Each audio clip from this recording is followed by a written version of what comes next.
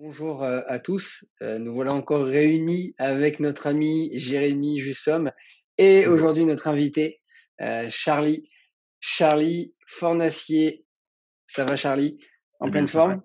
Salut Je, Pierre-Yves, salut je n'ai Jérém. pas écorché ton nom, je n'ai pas écorché le prénom, tout va bien. Non, non, du tout, du tout, Bon, du tout. magnifique. Pour le coup. Encore une fois, on est réunis Charlie ensemble et Jérémy. Jérémy, maintenant je présente plus le sujet, tu le connais, je pense. Charlie, on est aujourd'hui réunis pour parler un petit peu de l'accompagnement scientifique de la performance. Gros mots qu'on tente tous ensemble de finalement vulgariser et d'être au plus près de tous les acteurs de la performance. Charlie, peut-être pour débuter, une petite présentation. Courte, si on peut. Allez, on essaye. Ça roule. Ben, écoutez, déjà les garçons, merci beaucoup pour l'invitation ce soir. C'est toujours un plaisir de discuter sur la performance, puis aussi l'accompagnement scientifique dans ce milieu qui évolue rapidement et puis régulièrement. Rapidement, je m'appelle donc Charlie Fornés Santos, j'ai 29 ans. Je suis préparateur physique, mais aussi docteur en sciences du sport, en STAPS. Et après une expérience de 4 années en tant que prépa physique et doctorant au sein du Rugby Club Toulonnais, je travaille maintenant en tant que sport scientist sur le projet Fulgur, qui est un projet prioritaire de recherche porté par l'INSEP suite à une bourse ANR dans l'optique des Jeux Olympiques 2024 et qui consiste en fait à optimiser tout ce qui est attrait au sprint, la propulsion en sprint, mais aussi la prévention blessure, le suivi de la charge d'entraînement avec plusieurs types de fédérations et d'athlètes impliqués dans ce projet. On a d'une part les athlètes de la Fédération française d'athlétisme, donc tous les sprinteurs. On a les rugbymen à 7 garçons et rugbywomen filles. Et enfin, on a l'équipe de France aussi de bobsleigh de la Fédération française des sports de glace qui sont impliqués dans ce projet qui va durer 4 années jusqu'au JO de Paris. Super Charlie, merci pour ta présentation. Euh, on fait une petite question qu'on a l'habitude de poser à tout le monde, qui nourrit notre podcast zéro, puisqu'on va essayer de lancer tout ça. Pour toi, la définition de l'accompagnement scientifique de la performance, c'est quoi Charlie? Ben, c'est une très bonne question, déjà. Alors pour moi, l'accompagnement scientifique, c'est apporter des savoir-faire, mais aussi un savoir-être. Donc dans savoir-faire, j'entends plusieurs choses, hein. C'est des connaissances scientifiques que l'on a acquises de par nos expériences dans le milieu des sciences, donc la plupart du temps avec la réalisation de notre doctorat. Donc ça permet de vulgariser et d'apporter des connaissances qui sont déjà mises en avant dans la littérature scientifique, quel que soit le thème, hein, la récupération, l'optimisation de l'entraînement ou autre chose. Ça, c'est vraiment la première pierre, je dirais. Ensuite, la deuxième pierre, ça pourrait être tout ce qui est collecte, analyse de données que l'on peut récolter au quotidien et qui permet d'apporter une plus-value au staff. Et enfin, une troisième partie serait de développer un axe un petit peu plus recherche et développement. Donc, développer un peu l'aspect concurrentiel de l'entreprise ou du domaine pour lequel on travaille, en développant un petit peu des protocoles innovants qui apportent à la fois des connaissances nouvelles pour les sportifs, les athlètes, mais aussi le staff, dans le but toujours d'optimiser la performance. Donc ça, c'est pour l'aspect savoir-faire. Pour les savoir-être, je dirais que l'accompagnement scientifique permet d'apporter un regard différent, donc un regard plus scientifique. Et quand on dit scientifique, on pense à prise de recul, esprit aussi un peu plus critique par rapport aux résultats que l'on peut trouver, aux projets que l'on peut mener. Quoi d'autre? De la rigueur scientifique, de la méthodologie. Donc, c'est des choses qui sont importantes et que l'on acquiert au fur et à mesure avec l'expérience, bien évidemment. Mais je pense que le fait de faire aussi une thèse permet d'acquérir toutes ces caractéristiques-là. Et c'est quelque chose d'important dans l'accompagnement scientifique. Ouais. C'est pas forcément que sur des connaissances théoriques pures et dures. Il faut aussi savoir les amener avec sa façon d'être et sa capacité d'analyse par rapport à une situation ou un contexte donné. Donc voilà, ce savoir-faire et ce savoir-être, les deux ensemble, dans l'idée d'apporter des réflexions larges au sein d'un staff et d'optimiser la prise de décision finale quand on a un staff qui est amené à choisir peut-être entre plusieurs options. C'est tout le temps le cas hein, quand on est dans un club de haut niveau ou avec un athlète de haut niveau. On est sans arrêt confronté à des problèmes et je pense que voilà, le fait d'accompagner scientifiquement un staff comme ça permet voilà, d'optimiser la prise de décision, d'apporter des réflexions, un éclaircissement sur les réflexions que le staff peut avoir pour optimiser la prise de décision finale, tout simplement. Stop, Charlie. Définition très complète. Magnifique. Ouais, elle est plus que complète. C'est vrai que c'est top tout ce que tu nous racontes là, Charlie. Moi, j'aime bien. Je vais retenir à deux, trois petites choses. La notion de staff, l'élargissement du staff et le partage finalement d'expérience. On a eu l'occasion avec différents podcasts, avec Jean-Benoît et puis avec Pierre, qui avaient d'autres définitions, mais il y a quelques idées qui en ressortent toujours. Et celle de la communion, de l'esprit presque collectif. On en parle un peu en tant que rugbyman et toi aussi, le rugby te parle. C'est vraiment cet esprit de finalement tout seul, on ne peut pas vraiment avancer. On avance que tous ensemble avec le DTN, avec surtout l'athlète. Le ressenti des athlètes sont super importants. Et puis toi, tu apportes aussi cette pierre à l'édifice. Alors pas que toi, hein. Je doute bien que tu as toute une équipe avec toi et il y a des chercheurs qui t'aident également et puis des stagiaires aussi, des masters comme Des nous. bons stagiaires. Mais voilà, non, c'est top. Petite question qui me vient tout de suite, c'est comment tu fais pour favoriser cet échange? Quand tu es dans une practice un petit peu différente, tu parles? Ouais, exactement. C'est vrai que faut le voir dans un esprit d'équipe et de finalité. La finalité, c'est la performance de l'athlète. Donc on travaille tous dans cette optique-là et on est tous des spécialistes de quelque chose et on essaie d'apporter notre pierre à l'édifice. Et donc l'intérêt commun que l'on a tous, c'est la performance de l'athlète ou d'une entité sportive ou d'une institution. Et je crois que il faut travailler en harmonie et de la manière la plus saine possible. Et c'est la raison pour laquelle nos métiers sont dorénavant ont dorénavant pardon une part de management vraiment très importante et capitale. C'est essentiel pour vraiment optimiser tout ce transfert d'informations entre les practices, entre les savoir-faire, les savoir-être, pour qu'il y ait le plus de bénéfices pour l'athlète ou l'institution en question. Moi, j'avais une question, Charlie. Je voulais rebondir sur ce que tu as dit tout à l'heure, et notamment le fait que tu avais à la base une expérience plus de prépa physique. Et moi, la question que je me posais, c'est comment s'est construit cette volonté d'avoir une double casquette d'à la fois préparateur physique et sport scientist. Comment ça s'est construit ça chez toi? Ah, c'est une bonne question. En fait, j'ai toujours été attiré par le terrain, par l'optimisation de la performance. Hein, c'est aussi simple que ça. Et c'est vrai qu'après, au fur et à mesure de mon parcours universitaire, je me suis dit que le doctorat, ça m'apporterait très certainement une plus-value dans mes compétences, dans mes connaissances, mais aussi dans la façon dont j'allais aborder les choses dans le futur.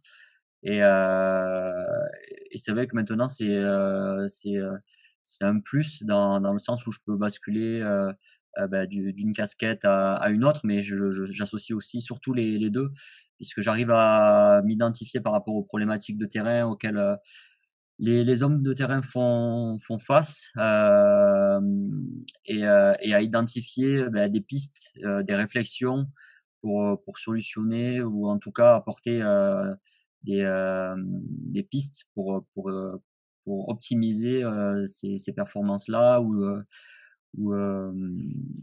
ou d'autres types de choses dans l'intérêt de l'athlète, quoi. Donc, ouais, c'est venu au fur et à mesure de ma formation. J'ai toujours aimé les sciences, j'ai toujours aimé le terrain, à la fois pratiquer et entraîner. Donc, je crois que c'est un amour un peu des deux, des deux côtés qui fait que ben voilà, j'ai touché un petit peu aux deux. Je me retrouve parfaitement avec les deux casquettes, quoi. J'ai du mal à me spécifier uniquement sur l'une ou sur l'autre. J'aime faire de la relation entre les sciences du sport et le terrain et inversement, quoi. De temps en temps, il y a des échanges ou des questionnements qui se font par, heu, par l'entraîneur et de temps en temps, il y a peut-être des réflexions qui sont faites par toi. Comment, tu fais pour les amener toi, ces questionnements ou ces interrogations? Ouais, je pense que ça marche dans les deux sens, hein. On a toujours, en fait, on est en réflexion permanente, hein, tous les jours, tout le temps. Heu, ça devient presque une habitude. On essaie à chaque fois d'analyser et d'essayer de comprendre pourquoi ben, tel ou tel processus marche ou ne marche pas. Donc en fait c'est un processus qui fait que ben voilà, ça te met de la réflexion permanente quoi qu'il arrive, aussi bien sur l'optimisation d'entraînement que de la récupération, que de la gestion de blessures. Mais après, c'est vrai que les problèmes, ils sont identifiés ben, généralement par le manager, donc l'entraîneur, le manager général, l'entraîneur en chef. Et après, on essaie, de par nos expériences respectives pardon, et nos connaissances respectives, d'y répondre du mieux que possible. Mais nous, c'est vrai qu'on est avec notre casquette, on anticipe toujours un petit peu les questionnements auxquels on peut faire face euh, dans l'immédiat ou même dans le futur, quoi. Et ce venant des différentes pratiques. Donc c'est vrai aussi bien pour la construction de séances que pour la compréhension de pourquoi quelque chose qui a été mis en place n'a pas fonctionné. Ben on est tout le temps enfin, en tout cas moi je fonctionne comme ça. Je me pose tout le temps beaucoup de questions et j'essaie de comprendre, d'analyser ce que j'ai pu faire, ce qui a pas marché, ce qui a marché, pour à chaque fois, tu vois, essayer de trouver des réponses, même s'il y a jamais des réponses claires, nettes et précises, mais au moins des orientations pour le futur, quoi. Mais c'est ce qui fait qu'après, ben voilà, ton expérience, elle grandit, puis tes réflexions, elles mûrissent avec cela, quoi. Par rapport justement à tous ces questionnements qui pouvaient se faire entre l'entraîneur, le préparateur physique, enfin tous les membres du staff finalement, euh, quel est le rapport, même si bon, on voit de plus en plus de choses, quel est le rapport du rugby par rapport à l'utilisation des sciences, de la donnée, et du coup, euh, une semaine de Charlie Fornacier au sein du RCT, ça ressemble à quoi?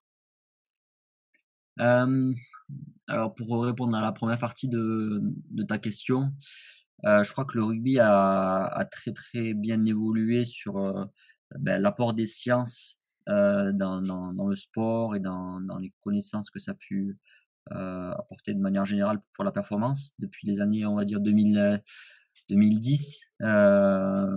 C'est venu un peu de l'essor des sciences du sport dans le sport un peu anglo-saxon et plus australien, dans le sport d'AFL, l'Australian Football League, qui est vraiment un peu un sport précurseur sur cet aspect-là. D'une part parce que ben, la langue des sciences, c'est l'anglais, et que forcément, ben, quand tu es anglais, c'est beaucoup plus facile de d'apprivoiser ces nouvelles connaissances. Et d'autre part, parce ils avaient une logique aussi voilà, d'optimisation de l'entraînement qui est passée ben, par l'apparition des technologies que sont le GPS et puis toutes les outils et capteurs qui existent maintenant. Et c'est comme cela que en fait, ben, les sciences sont un peu apparues dans ces sports co et c'est venu ben, jusqu'au rugby à 15 après en Europe progressivement et plus précisément en France. Donc il y a beaucoup de choses qui ont été faites dans ce sens. Je pense à la Fédération française de rugby qui a développé depuis les années 2010, si je dis pas de bêtises, plusieurs thèses, des thèses CIFRE, qui ont la particularité ben, d'intégrer des doctorants dans un modèle ben, encore universitaire, scientifique, mais aussi modèle de terrain, en encadrant ben, un groupe en optimisant, pareil, un entraînement, en développant une méthode de préparation physique. Et c'est grâce en fait, à ces modalités-là que les sciences se sont imbriquées de plus en plus, mais c'est aussi avec des chercheurs comme Martin Buchette, français, hein, JB Morin, qui ont su vulgariser des articles en français, que les choses ont pu aussi se transférer et être assimilables par le plus de monde possible. Après aussi, on a eu des réflexions sur l'optimisation de l'entraînement, sur les différentes composantes qui puissent exister, hein. Comment aller plus vite, comment être plus résistant à la fatigue, comment mieux récupérer. Et en fait, après, voilà, en s'intéressant aux différentes thématiques, on s'aperçoit que il y a des modalités qui permettent d'être meilleurs. Par exemple, l'hypoxie en répétition de sprint, par exemple, peut-être la cryothérapie sous différentes modalités. Peut-être que voilà, en collectant les données de manière régulière, on va avoir un suivi de la charge précis et on va peut-être limiter l'exposition des joueurs au risque de blessure. Et voilà, c'est comme ça, c'est comme cela que ça s'est construit, avec aussi une ouverture d'esprit qui permet cela et un enrichissement culturel des staffs. Donc, on avait des staffs qui étaient aussi ouverts, qui n'étaient pas forcément que français. On a beaucoup eu de prépa physique anglo-saxon. En tout cas, moi, j'ai eu la chance de par mon expérience, de travailler quasiment qu'exclusivement avec des entraîneurs étrangers, prépa physique étrangers, pardon, euh, anglais notamment. Et c'est vrai que ça m'a apporté beaucoup de richesse en termes de contenu scientifique, mais aussi pratique. Puisque chez eux, voilà, c'est comme je te le disais tout à l'heure, via la langue ils sont déjà beaucoup plus familiarisés avec cette approche scientifique et ces connaissances-là. Ouais. Sont presque un peu plus en avance. Allez, ce serait pas bien de le dire, mais presque quand même les anglo-saxons. En tout cas, ils sont plus habitués à utiliser donc ce genre de méthode, cette planification de l'entraînement. Ils ont eu un tout petit peu d'avance. Maintenant, Charlie, merci à la FFR. Hein, clairement, c'est vrai qu'ils font beaucoup d'efforts là-dessus, sur le fait d'intégrer des personnes. Finalement, on a l'impression qu'au départ, c'est un peu long, c'est un peu déroutant, on a peu de résultats. Mais au final, ça va servir pour toute la team France, que ce soit les pros et les plus jeunes. Et ça, franchement, c'est top, top, top. Et merci encore à la FFR. Et on espère que d'autres fédérations le feront pour encadrer des thésards. J'espère mon ami Jérémy un jour. En tout cas, je croise les doigts pour lui. On parle un petit peu du projet, Charlie, le projet Fulgure, tu nous en as parlé tout à l'heure. J'aimerais bien, si tu peux préciser des petites choses. Moi, j'ai vu sur Instagram, j'ai vu des choses sur Twitter, mais c'est que des petites brides. J'ai vu qu'il y avait l'équipe de France de rugby à 7 d'ailleurs qui était là. Est-ce que tu peux nous en parler un tout petit peu plus ou est-ce que c'est secret défense? Non, non, mais bien évidemment, je peux vous en toucher un mot. Donc le projet Fulgure, c'est un vaste programme prioritaire de recherche, comme je vous le disais en introduction sur le podcast, qui vise donc à optimiser tout ce qui est propulsion en sprint des athlètes, mais aussi prévenir les blessures et suivre la charge d'entraînement de manière appropriée. Donc l'idée, c'est de faire des évaluations régulières, annuelles, sous différentes approches, en ayant l'approche la plus holistique possible. Donc on a des tests de terrain qui consistent à sprinter à vide sur une distance de 40 mètres, mais aussi à des charges légères et lourdes, de manière à avoir d'une part un profil force-vitesse de l'athlète et d'autre part un profil charge-vitesse pour donner un petit peu plus d'orientation sur les charges à utiliser par rapport au profil individuel de l'athlète pour les différents coachs. Ça, c'est la première chose.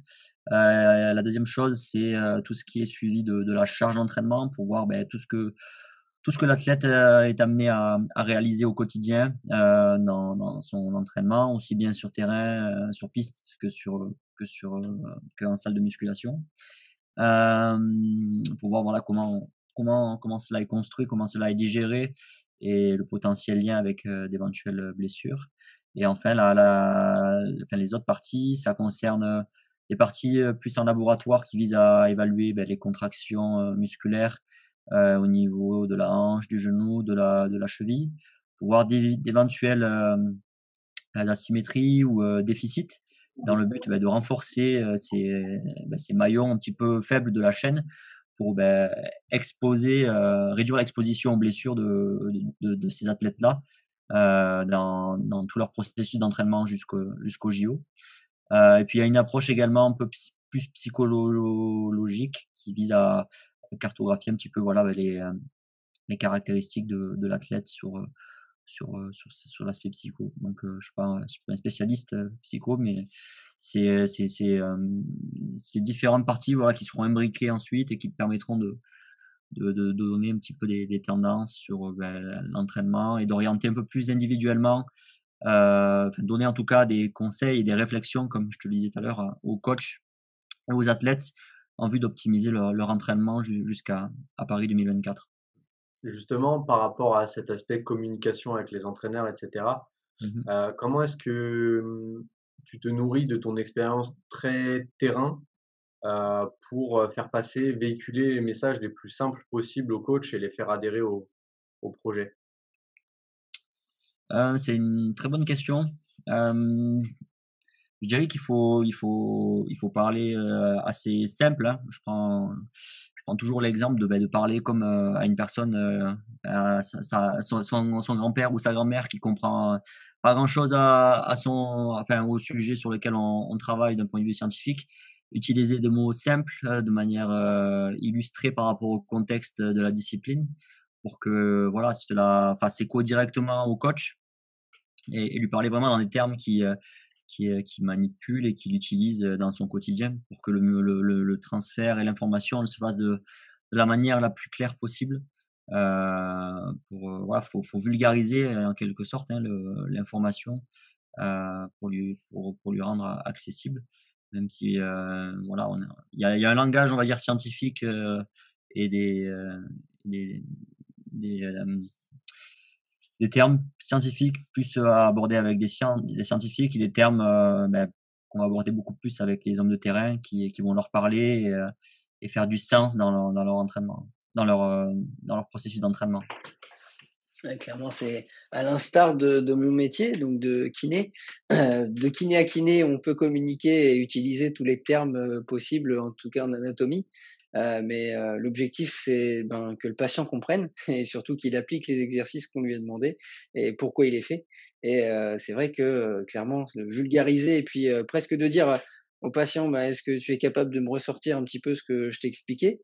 Ce serait top. Et dans le même sens pour l'accompagnateur scientifique de la performance et puis tous les acteurs de la performance, que ce soit l'athlète et les entraîneurs, ce serait vraiment l'idéal de pouvoir vulgariser ces échanges et puis les rendre un petit peu plus simples de temps en temps. Ouais, clairement. Charlie, allez, une question un peu farfelue aussi. Dans 5 ans, dans 10 ans, tu te vois où? C'est quoi l'avenir?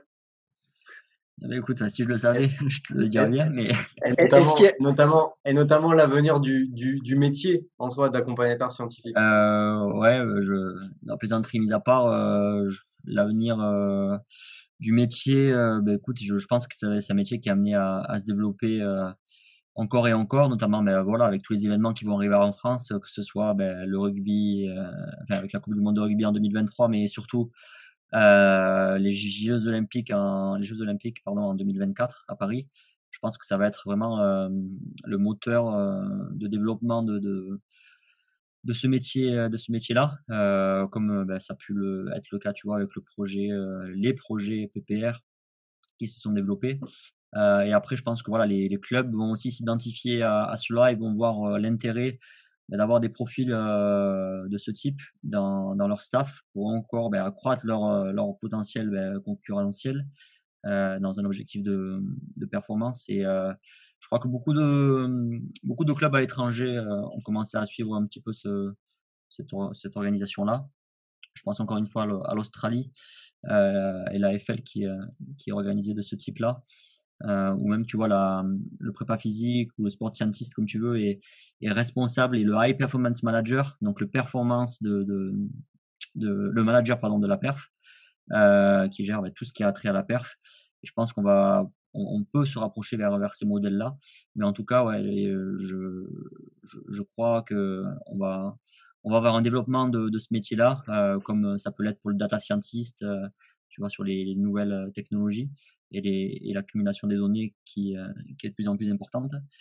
Et oui, il fait aucun doute que ça va se développer à l'avenir. Top. Allez, cette fois-ci, c'est pas moi qui vais conclure. Je laisse mon ami Jérémy conclure parce que je le fais à chaque fois en fait, Charlie, pour tout te dire. Moi, je n'ai qu'une chose à dire, 27 minutes. On a réussi à tenir le créneau, donc c'est super. Merci infiniment, Charlie, d'avoir pris de ton temps, d'avoir pris le temps d'échanger avec nous, de nous faire un retour sur ton expérience. Et puis, bon, on aura l'occasion de se voir et d'échanger à nouveau. Merci Voilà. Jérémy merci Pierre-Yves pour ces échanges. C'était toujours un plaisir de parler de performance et puis de ces futurs, enfin, de ces métiers qui vont se développer dans le futur. J'y crois fort.